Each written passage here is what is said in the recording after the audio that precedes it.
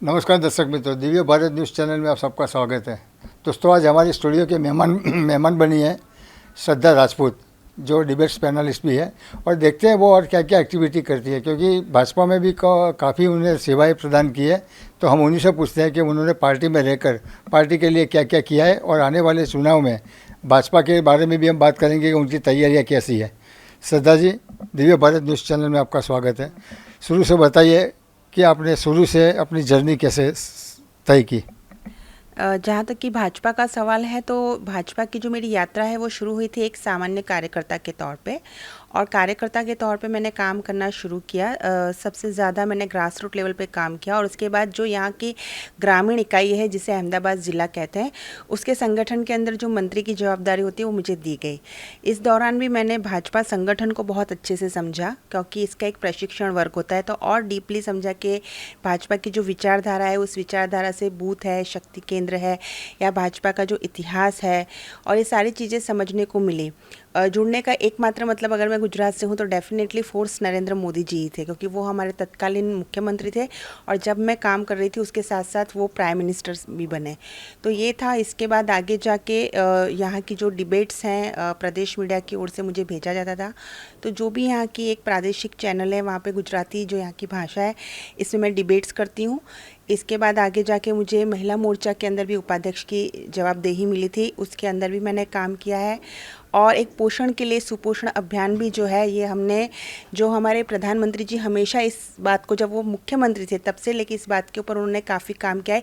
Even जो अभी हमारी यूपी की महामहिम हैं आनंदीबेन पटेल जी, उनका भी काफ़ी पोषण के ऊपर काम रहा है। उसी के कॉन्सेप्ट को आगे ले जाके हमारे माननीय अध्यक्ष CR पाटिल सर हैं, तो उन्होंने हमें कहा कि हाँ, आप आगे इसको बनाइए। और हमने कुपोषित बालकों के लिए, जो बच्चे थे उन लोगों के लिए भी माननीय CR पाटिल जो हमारे अध्यक्ष हैं उनके नेतृत्व के अंदर सुपोषण अभियान को भी चलाया है। तो ये सारे काम जो है वो भाजपा इकाई के अंदर मैंने किए। श्रद्धा जी, ये तो रही अच्छी बात है। अब मुद्दे पर आते हैं। माफ़ करना, UCC को लेकर आप क्या कहेंगे, क्योंकि विपक्षी पार्टियां एकजुट होकर उसका विरोध कर रही है। दूसरा, अरविंद केजरीवाल सपोर्ट कर रहे हैं। क्या सोचती है आपकी भाजपा क्या स्टैंड लेगी? देखिए, यूनिफॉर्म सिविल कोड जो भारतीय जनता पार्टी की जो पॉलिटिकल एस्पिरेशन बोली जाती है, इसमें जब, क्योंकि हमारी एक पार्टी है, जब 1980 में ये पार्टी आई थी तो लंबे समय तक हम इस देश के अंदर विपक्ष रहे, और विपक्ष का भी एक मजबूत आवाज़ रहे। तब तो हमारे पास सरकार नहीं थी, तो हमारे पास जो हमारा पॉलिटिकल एस्पिरेशन था उसके अंदर 3 जो मेन पॉइंट्स थे। उसके अंदर एक ऐसा था कि जहाँ हुए बलिदान मुखर्जी, वो कश्मीर हमारा है, धारा 370 और 35A को दूर करनी है। उसके बाद श्री राम जो हमारे आराध्य, हमारे प्रभु हैं, उनके मंदिर का निर्माण करना है। और यूनिफॉर्म सिविल कोड हमारे पॉलिटिकल एस्पिरेशन में था, क्योंकि जो इस देश के, अगर आप इसके देश की कॉन्स्टिट्यूशन को बिलीव करते हैं, संविधान को बिलीव करते हैं, तो आर्टिकल 44 ने भी समानता का अधिकार दिया हुआ है। और जिस तरह से श्यामा प्रसाद मुखर्जी ने कहा है कि एक देश में 2 निशान, 2 विधान, 2 प्रधान नहीं चलेंगे, तो इस देश के अंदर सभी भारतीयों के लिए समान कानून होने चाहिए, समान उनके अधिकार होने चाहिए, चाहे वो महिला हो या पुरुष हो। और इवन गोवा के अंदर तो UCC पहले से है। और जो विपक्षी पार्टियां हैं, मुझे पता नहीं चलता कि इन्हें प्रॉब्लम किस जगह से है, क्योंकि स्वतंत्र भारत के अंदर अगर आप देखिए तो राजनीति मुद्दों पर नहीं हुई है, राजनीति तुष्टीकरण पे हुई है। राजनीति इस तरीके से हुई है कि वोट बैंक की पॉलिटिक्स हुई है। और दुख की बात मैं ये कहना चाहूँगी कि किसी जाति, समुदाय या किसी वर्ग को शोषित और वंचित रख के उन्हें वोट बैंक कहना ही बहुत बड़ा अपमान है। ये लोकतंत्र है, ये जनतंत्र है, जनों का समुदाय है।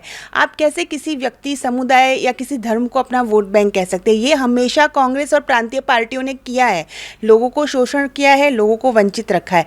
और आज हम समानता की जब बात कहते हैं तो कांग्रेस को समझना चाहिए कि साहबानो केस था, उसके अंदर क्या हुआ। उसके बाद जब हम मुस्लिम महिलाओं की समानता की बात करते हैं तो हमने इंस्टेंट ट्रिपल तलाक, उसके अगेंस्ट में प्रावधान लाया है, बिल लाया है, उससे मुस्लिम महिलाओं को फ़ायदा है। तो मुझे लगता है कि UCC है ये समानता का अधिकार सभी महिला, पुरुष, सभी वर्ग के लोगों के लिए, और ये होना चाहिए। लेकिन कांग्रेस कहती है UCC को लेकर मुसलमान को कोई नुकसान नहीं है, लेकिन आदिवासी समाज को ज़्यादा नुकसान है। कैसे? देखिए, कांग्रेस को यही है ना, उन्होंने तुष्टीकरण की राजनीति की, उन्होंने मुसलमानों की कब भलाई की है। आदरणीय प्रधानमंत्री नरेंद्र मोदी जी कहते हैं कि मुसलमानों के एक हाथ में कुरान होना चाहिए, एक हाथ में कंप्यूटर होना चाहिए। क्यों नहीं होना चाहिए?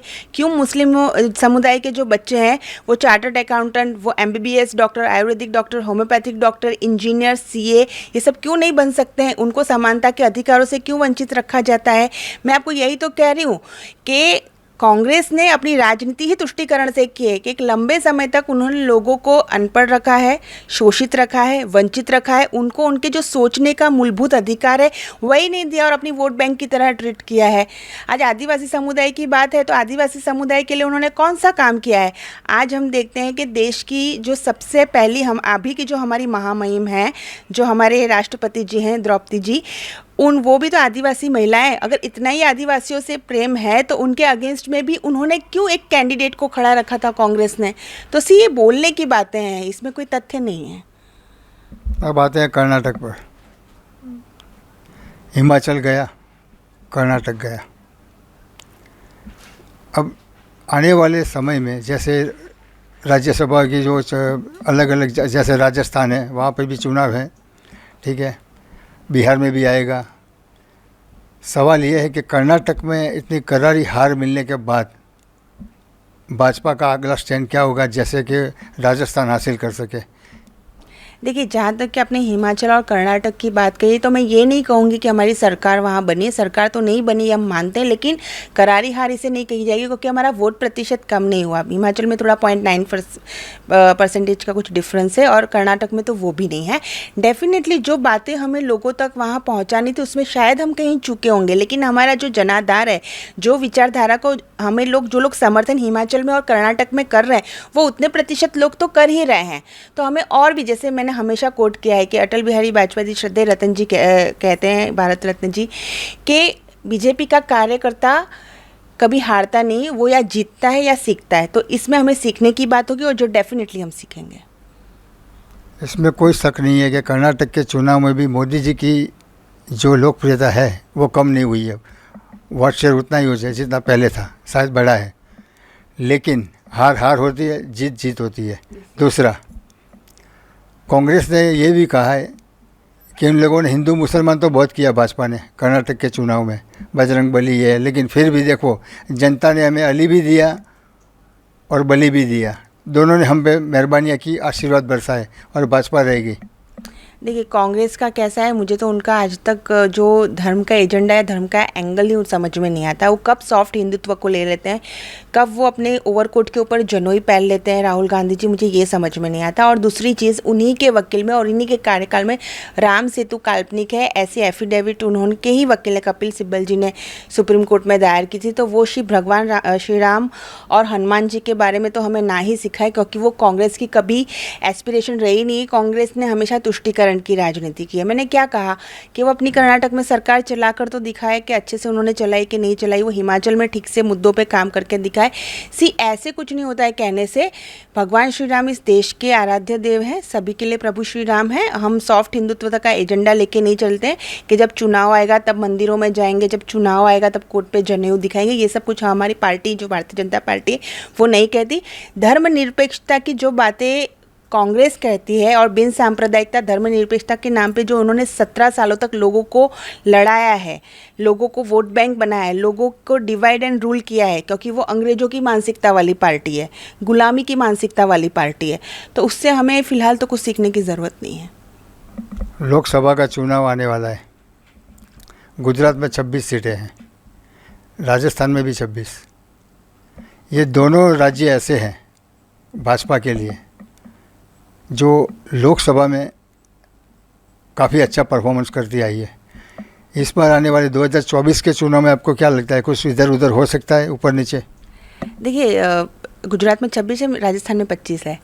मैं आपको यही कहना चाहती हूँ कि जब 2019 का चुनाव हुआ था उसके पहले भी राजस्थान, छत्तीसगढ़ और राजस्थान, छत्तीसगढ़ और एक और राज्य जिसका भी इलेक्शन आएगा, वो सारे इलेक्शंस आए थे और हमने मध्य प्रदेश, हाँ, राजस्थान, छत्तीसगढ़ और मध्य प्रदेश, हमने उस 2019 के चुनाव में वो तीनों के तीनों हमारी पार्टी उस वक्त में जीत नहीं सकी थी। और उसके बाद में 2019 आया था और कांग्रेस चिल्ला रही थी कि देखा राजस्थान, मध्य प्रदेश है, छत्तीसगढ़ जैसे राज्य, हार्ट हिंदी बेल्ट चला गया है।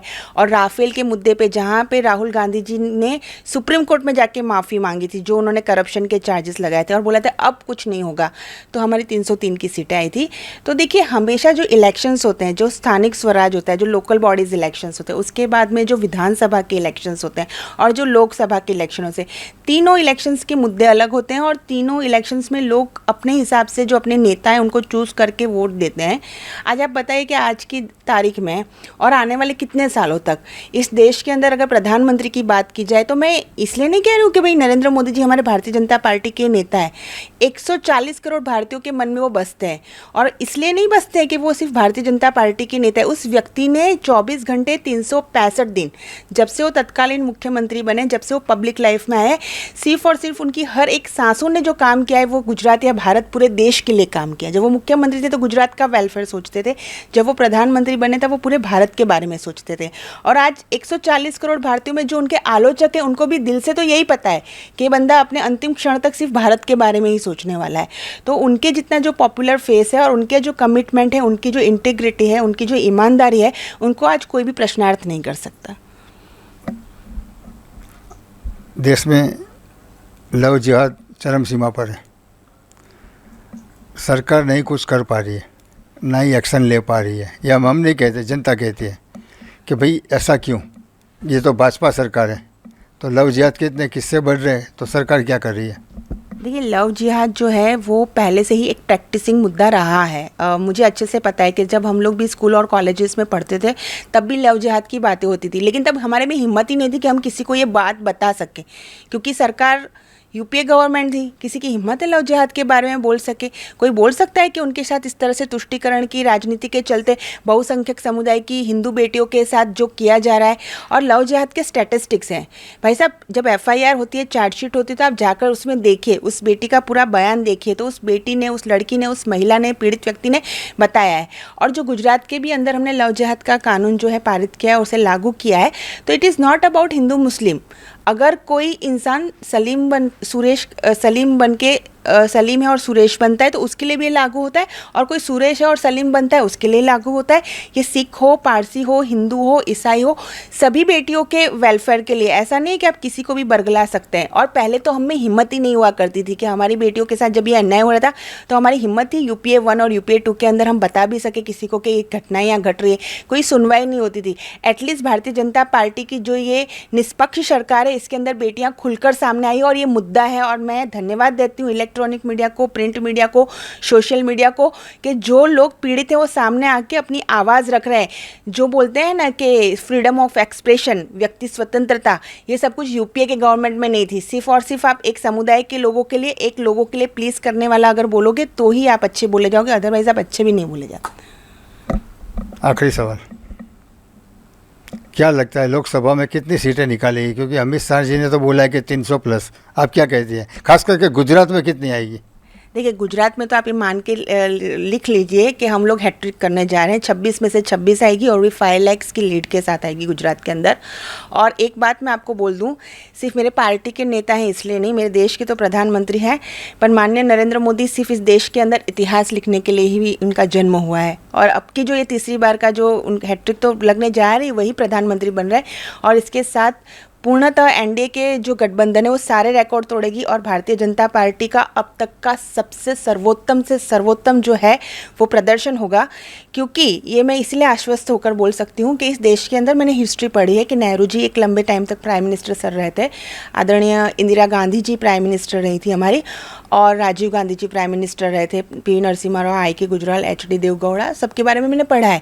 लेकिन जो लंबे समय के प्राइम मिनिस्टर रहे थे, जब वो एक इलेक्शन में से जब दूसरे इलेक्शन में गए और प्राइम मिनिस्टर बने तो उनकी लोकप्रियता का ग्राफ कम हुआ है, बढ़ा नहीं है। स्वतंत्र भारत के एकमात्र प्रधानमंत्री हैं आदरणीय नरेंद्र भाई मोदी जी, के जिनके बारे में अगर आप प्रधानमंत्री जी के लोकप्रियता का ग्राफ देखेंगे तो जब वो तत्कालीन मुख्यमंत्री में बने थे यहाँ पे गुजरात के अंदर, तो 2014 में पूरे देश में ऐसा ही माहौल था कि देश का प्रधानमंत्री कौन बनना चाहिए, तो बोले नरेंद्र मोदी जी बनना चाहिए। तब उनकी जो लोकप्रियता थी उससे ज़्यादा बढ़ के उनकी लोकप्रियता 2019 में हुई और उससे भी ज़्यादा बढ़कर उनकी लोकप्रियता आज 2024 में है। तो एकमात्र प्रधानमंत्री है कि जिनकी लोकप्रियता का ग्राफ ऊपर गया है, तो डेफिनेटली नरेंद्र मोदी जी। सदा एक बात समझ में नहीं आती है,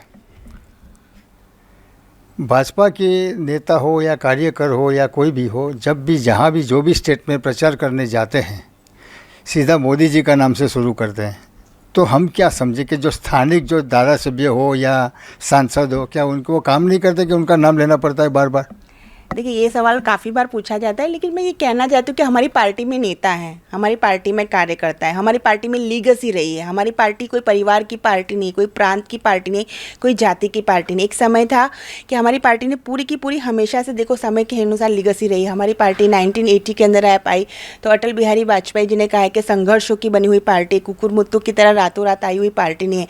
आदरणीय आप अडवाणी जी को देख लीजिए, उसके बाद प्रमोद महाजन जी है या वसुंधरा राजे सिंधिया है या शिवराज जी हैं, ये जितने भी हमारे मनोहर पारिकर जी हैं, अरुण जेटली जी हैं, स्वर्गीय सुषमा स्वराज जी हैं, पूरी की पूरी लीगेसी जो है वो भारतीय जनता पार्टी में हुई है। अभी भी हमारे सारे चीफ मिनिस्टर ने बहुत ही अच्छा काम कर रहे हैं। यहाँ पे जो हमारे माननीय मुख्यमंत्री भूपेंद्र भाई पटेल जी हैं, सभी लोग बहुत अच्छा काम कर रहे हैं। लेकिन क्या है, मैं फिर से आदरणीय सुषमा स्वराज जी, स्वर्गीय सुषमा स्वराज जी को कोट करना चाहती हूँ कि अध्यक्ष जी उन्होंने कहा है कि सब लोग कहते हैं कि आप लोग मार्केटिंग बहुत करते हैं, लेकिन मार्केटिंग तभी अच्छी हो सकती है जब किसी की प्रोडक्ट अच्छी हो।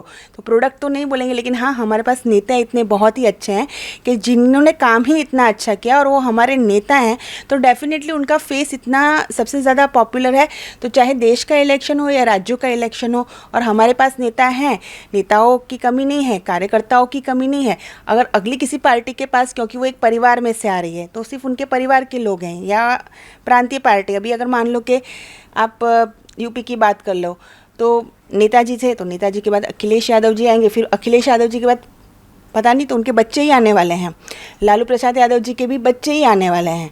फिर लोगों को क्या है, मतलब हमारी पार्टी में ऐसा नहीं है। तो डेफिनेटली अगर हमारे नेता हैं तो नेतृत्व है, तो हम उन्हीं की बात करेंगे। आजकल अरविंद केजरीवाल कुछ थोड़े थोड़े मेहरबान होने लगे हैं भाजपा पे, वो आप भी जानती है। तो क्या जनता ये समझे कि कुछ तो होने वाला है लोकसभा में? क्या लगता है कि अरविंद केजरीवाल जी की तो मुझे कोई कमेंट ही नहीं करना है उनकी राजनीति के ऊपर। जिन्होंने राजनीति में जब वो आए थे तो एक मूवमेंट के थ्रू आए थे और उन्होंने बहुत कस्में खाई थी कि अब मैं ये नहीं करूँगा, मैं कांग्रेस का साथ नहीं लूँगा। फिर कांग्रेस का साथ लेके पहली बार वो मुख्यमंत्री भी बने। अभी भी जो आप देखते हैं कि विपक्ष का जो महाठगबंधन, मैं कहती हूँ गठबंधन नहीं ठगबंधन, तो इसमें इनकी किसी की विचारधाराएँ तो सेम नहीं है। लेकिन सभी लोग क्यों इकट्ठे हुए थे पटना में, या उसके पहले 2019 में भी एक जगह पर इकट्ठे होकर सबने हाथ वाथ ऊपर किए थे। ये लोग एक दूसरे का फेस नहीं देखना चाहते, इन सबकी विचारधारा एक दूसरे से अलग अलग हैं।